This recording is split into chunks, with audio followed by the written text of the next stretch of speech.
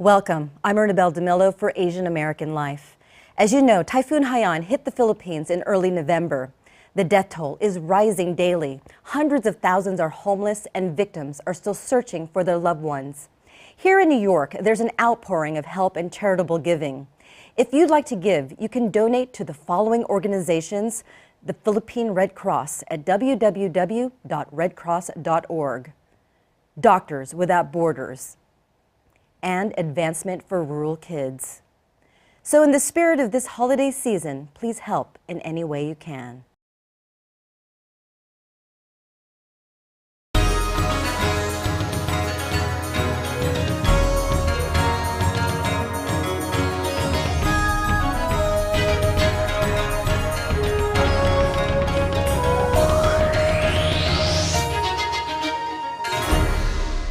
Hi, I'm Ernabel Demillo. Welcome to Asian American Life. Today we are coming to you from the American Museum of Natural History's Holiday Origami Tree. Origami folding is a Chinese art adopted by the Japanese and is now popular with people from all different backgrounds and ages. And we thought this was the perfect backdrop for our final show of the year, featuring some of our favorite segments.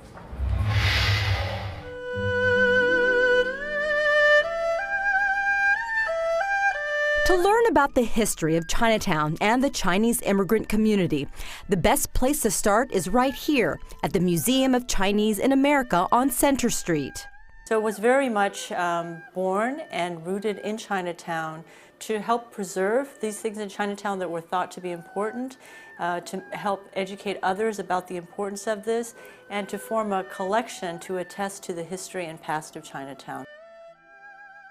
Helen is executive director. The permanent exhibit here is called With a Single Step. Visitors learn what it was like to live as a Chinese American in the past, from the discrimination to the Chinese Exclusion Act.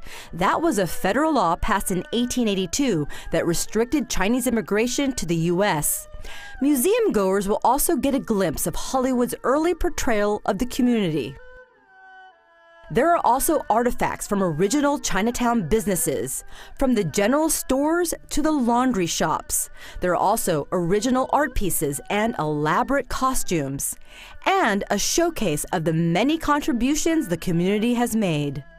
I hope that when people come, each time they come, they learn something different, something new, and to also be able to connect it with themselves, their own immigration story, because it is a story about immigration, and this country is certainly a land of immigration. And it was an immigrant from Hong Kong who co-founded the museum. In 1980, Charlie Lai started the Chinatown History Project, which eventually was renamed the Museum of Chinese in America. We caught up with Charlie recently, taking a tour of his old Chinatown neighborhood. He immigrated here with his family in the 1960s. This building here is the old PS-23. And this is the central Chinatown, Little Italy elementary school.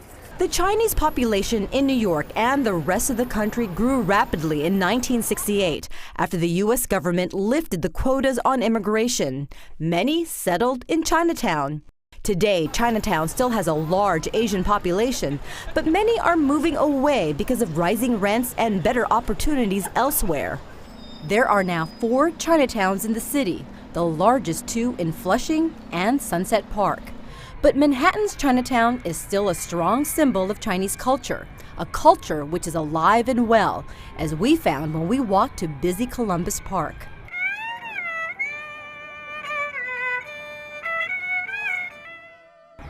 It's a multi-generational, facility. While kids play nearby, the older generation gather for chess, checkers, and visit friends. And the narrow streets of Chinatown are still bustling with the ubiquitous fresh food markets and fishmongers. While shop owners have expressed concern about losing regular customers who have moved away, Manhattan's Chinatown is still a popular tourist destination. But Charlie, along with other longtime residents, hopes that visitors get more out of their visit. The thing that is really important is to not simply bring visitors to come into Chinatown to satisfy their craving for this exotic stereotype of a community. That we want people to come to this area to learn something positive relevant and important that the Chinese American community and the contributions of the Chinese American population to the broad American story. Today we're visiting Fort Lee, New Jersey. The New York Times recently wrote that Fort Lee has the suburban feel of a New Jersey town and the ethnic diversity of a New York City neighborhood. According to the 2010 census, nearly 40% of the residents here are Asian and nearly a quarter are Korean. So let's check out Fort Lee, New Jersey. Walk down Main Street and it might feel like you were transported to Seoul, Korea. Korean immigrants are the fastest growing segment of the population in Fort Lee, and it's evident in the businesses that have started opening up in the area, from traditional Korean restaurants to popular bakeries. This is, again, a good example of something that I used to enjoy, but they have put a new spin on it. So it's got a sticky rice, a sweet sticky rice with red bean paste, and I think it's like a bean powder on the outside, but very good, very good. Kathy Lee immigrated to the U.S. from Korea when she was 12. She settled in Fort Lee because she says it felt like home. I like the town, I like the energy, and it's like a city away from the city, and of course the cultural part of it for me. I've been away from the Korean culture for a long time, but by coming back to Main Street, I've gotten a taste of that without actually having to go back to Korea. Lee has become an ambassador of sorts, helping to bridge the different cultures, introducing Korean flavors to the rest of the community. Kathy, how are you bridging the two communities? Through food. 1.5 generation, meaning I wasn't born here, but I came here as 12-year-old. And I can fit into both communities very easily. And language is not a problem. So I, in my own way, through introducing food, because we can all relate and, you know, we all enjoy delicious food. And there is plenty of food to enjoy. During the last few years, several Korean-owned restaurants have opened. There is the trendy tea bar just off Main Street, fashioned after the restaurants in Seoul's trendy neighborhood Gangnam, made famous by Psy. The family-owned restaurant serves up fusion dishes like the K-Town burger, a burger with kimchi. And there is the always popular Korean delicacy. Ryan, that popular dish, what is it called again? 불고기 비빔밥. Bulgogi bibimbap. All right. Oh, I got it right! Yay! Awesome. Thank you. Just a block away from T-Bar is Koreadang, a busy bakery known for its fresh baked goods. It has a feel of a European cafe, but there's definitely an Asian flavor. What we have done is, one of the key examples that we have improved on is we use rice flour. We mix that with some of the American or European flours, and that in itself, flour itself becomes a fusion. When the bakery first opened, it attracted a mostly Korean clientele, but that soon changed. Today, we have 40% non-Korean. It goes from Asian to Jewish people, to Spanish, as well as to Russian. I would say it's becoming more universal. It's a tough place to leave without having a taste. Jimpang. It translates into steamed rice bun. Oh. Jimpang. Yeah. And that's Korean comfort food. Yeah, I mean, for me, I love I'll this. try a little. I'm already so full. That's delicious. Oh, I like the bean paste. That's really nice. And you can the taste bread, it's warm. yeah, it's so soft. From comfort food to a traditional Korean meal, right next door is BCD Tofu House, a popular Korean chain. This looks like a feast. What do we have here? We have tofu soup and hot stone bibimbap, galbi, and bulgogi. And finally, we can't leave out one of the most popular Korean foods, Korean chicken. Right on Main Street is Boom Boom Chicken, where all they serve is, well, you guessed it, chicken. But this is not your Colonel's chicken. This is spicy fried Korean chicken. If you've had it before, you'll know what I mean when I say addicting flavors. Tell me the secret behind Korean chicken. It's a special flavor for Korean seasoning. I can tell you two things. There's a soy sauce and the garlic, but other things are secret. So you're not going to tell me? Secret. Okay. Secret. Yeah, no, really? You can't even whisper it to me? I'm Ernabel Demillo for CUNY TV. We went to Red Egg on Center Street, a popular dim sum spot. First, the owner gave us a brief history lesson. Dim sum dumplings are made from a rice flour, which gives it a very silky and translucent dough texture. The chef rolls the dough into an oval shape, then flattens it into thin pancake-like crepes, which will be filled with different vegetables, seafood, or meat. So what makes a quality dumpling? Restaurant owner David Hwang says you are at a good dumpling by counting the creases. A good high-quality shrimp dumpling, for example, has to be between 12 to 14 creases. So the dumplings are done and are placed in a steam bowl to cook. Next are vegetable dumplings, which have a different preparation. The style of making vegetable dim sum dumplings differs mildly from the shrimp. As we can see, they are compressed into little plate-like shapes. The biggest difference is the style of folding for each dumpling. These dim sum veggie dumplings have the appearance of little oranges with the green peas as the navel. From scratch to finish, we're ready to try out the finished product. So, go ahead, try it. I got the creases. You got the creases, great.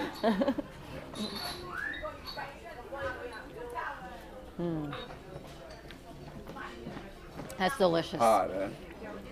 Yeah. The dough is really good. So how many dumplings a day do you make here? We should do between 1,000 or 2 a day. Depends the daily business, because we have to keep them fresh every day. This is amazing.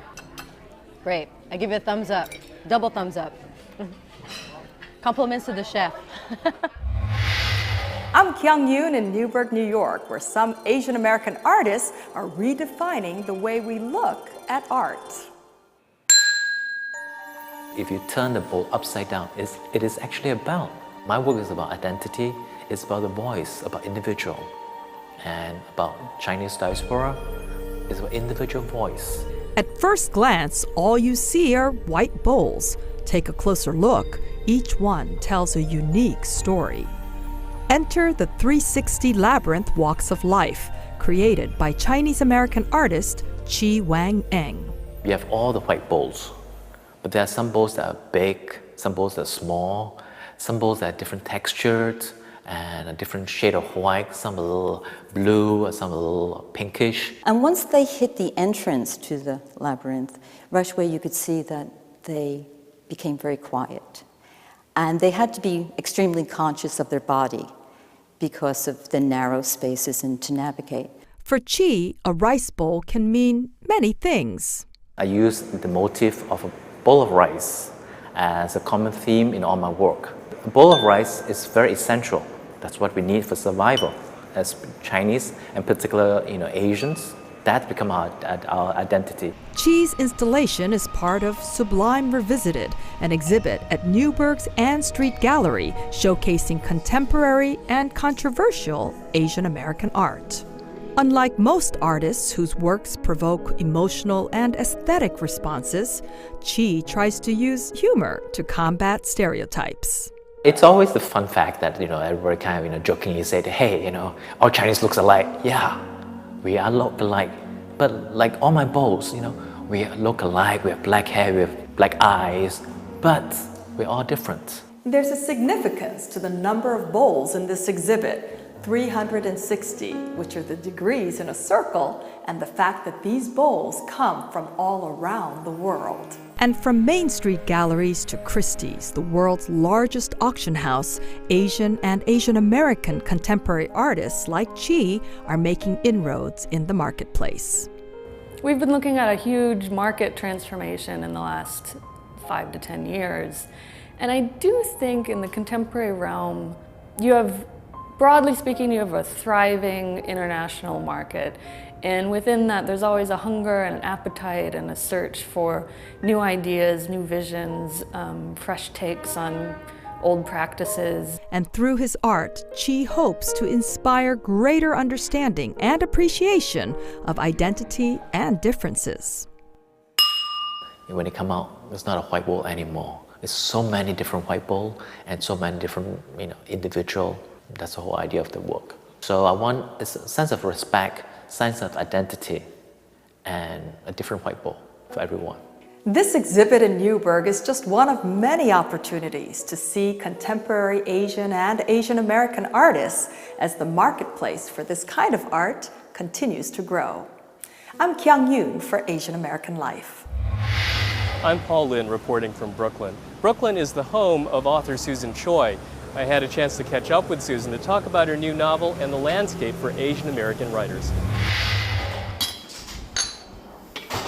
Over tea, I chatted with Susan Choi to discuss her book, My Education, published by Viking, and featuring a character who, like Susan, is biracial. Does it matter that Regina is an Asian American character or of Asian American descent? You write that in, but does that make a difference through the book? She could be anyone from anywhere. I think that her main concerns are growing up, falling in love, figuring out how to be in a relationship and how to make that work. Regina's a 21-year-old graduate student in the early 90s, and she has arrived in a new town to, start a new program and a new phase of life, and feels herself to be very adult and ends up making a series of terrible decisions and discovering that she's maybe not quite as mature as she thought. In 1976, Maxine Hong Kingston's Woman Warrior broke into mainstream publishing. A decade later, Amy Tan's bestseller, The Joy Luck Club, sold millions. Their success paved the way for other Asian American authors, including Susan Choi, whose first novel, The Foreign Student, took inspiration from her Korean dad. But Asian American writing has evolved as a new generation finds its own voice. That includes Susan Choi. She ended up winning the first Asian American Literary Award, an award that was later won by people like Jhumpa Lahiri, who was a good friend of hers, and Ha Jin and others. Since then, she's been a finalist for the Pulitzer Prize. The Asian American Writers Workshop advocates for emerging writers, and it hosts events to showcase diversity in writing. People sometimes when they come to the events at the Asian American Writers Workshop expect it to be about, a plucky young Chinese American girl, like assimilating and developing in 1980s America. But we present, a range of writers from there's a lot of Chinatown crime fiction now by writers like Henry Chang and Ed Lin. There's a lot of great South Asian political writing around things like drone attacks and the wars in West Asia. There's a burgeoning wave of memoirs by Iranian American women writers. To have a home where words and books are well loved comes easily for Susan and husband Pete Wells, the New York Times restaurant critic. And for Susan, it runs pretty deep. She was reading and writing at an early age. My mom had a typewriter, and sometimes I would sit and bang out, little stories. I kind of thought because I liked using the typewriter, but I realize now also because I just liked telling stories and I liked seeing how they looked in that nice crisp way. So I think already I wanted to be published before I knew it. Susan was born in South Bend, Indiana, to a Korean father and a mother of Russian Jewish descent. When her parents divorced, Susan moved to Houston with her mother. Growing up biracial in both places set her apart from other kids, but never uncomfortably so. I was kind of the oddball out. More so in Indiana, where there just weren't that many kids of color at all in my school, and I can still name them for you.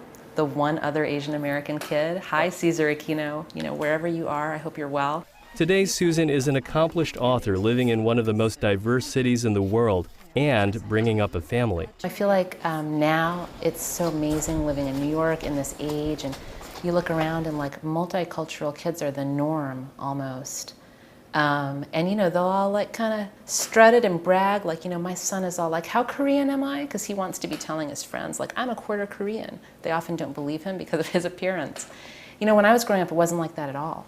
And so I think that my characters do reflect that sense of not being part of a category that's instantly recognizable. Not instantly recognizable is how one might characterize the new canon of Asian American literature, in which there's plenty of freedom to write about anything. But while there are many more books now than there were 20 years ago, Ken Chen says groups like the AAWW have much more work to do, since the overwhelming majority of all books that are published and reviewed are still by white male authors. One thing's for sure, Asian American writers are pushing the boundaries of what the publishing world and readers expect. I'm Paul Lin for Asian American Life.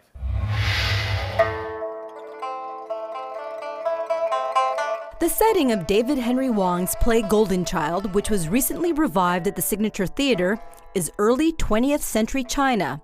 It's the story of a traditional Chinese man with a dilemma. This is essentially the story of my great-grandfather and how he converted to Christianity in China during the 1920s and then the 1920s, and then the effect that this had on his 3 wives, because Chinese men were polygamous at the time, so like he became a Christian, but then what do you do with these wives? East meets West, assimilation and cultural clashes.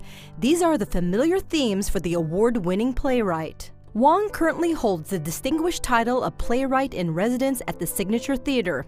He follows in the footsteps of many great playwrights, including Arthur Miller, August Wilson, and Edward Albee. Hwang, who grew up in California, is the son of Chinese immigrants and is celebrating 30 years in theater. He is not only one of theater's most famous playwrights, but also the most recognizable Asian American to bring the community's narrative to the stage. Although I've written a lot of different kinds of stories in different mediums, when I come back to plays, which are the most personal form, I still seem to be attracted to telling stories about Asians or Asian Americans and those characters. So I guess there's some part of me that as an artist, this is still material I need to work out, and I still find it fascinating. And I think a lot of artists have kind of a plot of soil that is your most kind of fertile area where your artistic plants bloom. For David, those so-called artistic plants have bloomed into some of theater's most talked about plays, which deal openly and honestly through satire and drama with Asian stereotypes, racism, and assimilation into Western culture. It started with his first play, the Obie Award-winning FOB, about the differences between established Asian Americans and those fresh off the boat. He does it again later in Dance in the Railroad, which was a Pulitzer Prize finalist and also revived recently at the Signature. The story is set during the construction of the Transcontinental Railroad and told through the eyes of 2 Chinese workers and the struggles they faced as they tried to stay connected to the country they left. Then in 1988, Hwang received both a Tony and Drama Desk Award for Best Play for M. Butterfly, based loosely on the real-life relationship of a French ambassador and a male Peking opera singer. And while the theater has been his home base for creativity, Hwang has also branched out into movies and television. He wrote the screenplay for the movie adaptation of M. Butterfly, with actors John Lone and Jeremy Irons playing the leads. And he is the first playwright to collaborate on the small screen, the very small screen. His award-winning off-Broadway play Yellowface has the distinction of being the first play to be adapted to YouTube.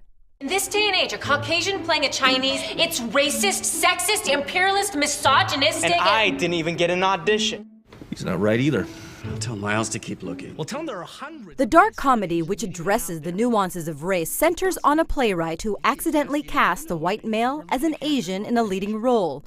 Hwang famously led a protest against the casting of Jonathan Pryce, who is white as a Eurasian male in the musical Miss Saigon. Marcus is an Asian? See what? I mean, I can tell he's not 100%. Whatever you do, he can't know that you know he's white. To be able to take a play and try to do it on YouTube seemed like something that hasn't been done before, but that's part of the excitement of it. It's like the early days of film, and it was really great to get to be part of that, and I loved the way the film turned out. Hwang's next project will bring him back to the stage. Up next at the Signature is the much-anticipated play Kung Fu, the story of one of the most iconic of all Asian movie stars, Bruce Lee. For Hwang, who grew up watching Bruce Lee, it's a story he's been wanting to tell for some time now.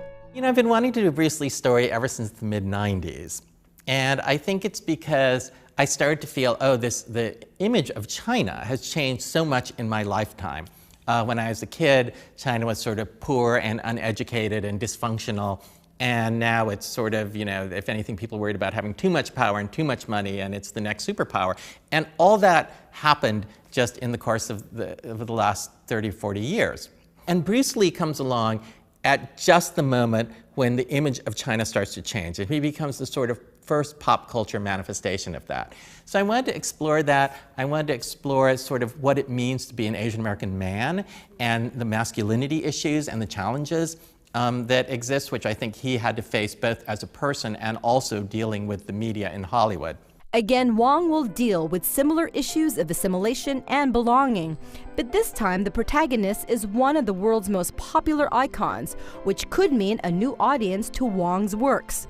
Kung Fu, which originally was conceived as a musical, will now be a play with music, dance, and, of course, martial arts. I hope that what the play is able to do is, of course, he's a martial artist, and of course, martial arts is going to be a big part of the play. But I also hope that the play is able to kind of reveal the human being underneath that. Hwang says no matter what the theme or the message, it really all boils down to telling a story that will resonate with the audience. But basically, at this point, I feel like, my primary responsibility is to be the best writer I can and do the best work I can, because if I don't do that, nobody's going to care what I have to say about anything anyway. We hope you enjoyed the show. If you want to visit the Holiday Origami Tree, it'll be here at the American Museum of Natural History until January 12, 2014. Also in January, Asian American Life will focus on the recovery and rebuilding efforts in the Philippines after Typhoon Haiyan. On behalf of everyone on Asian American Life, thank you for joining us. I'm Ernabel Demillo. We'll see you in 2014.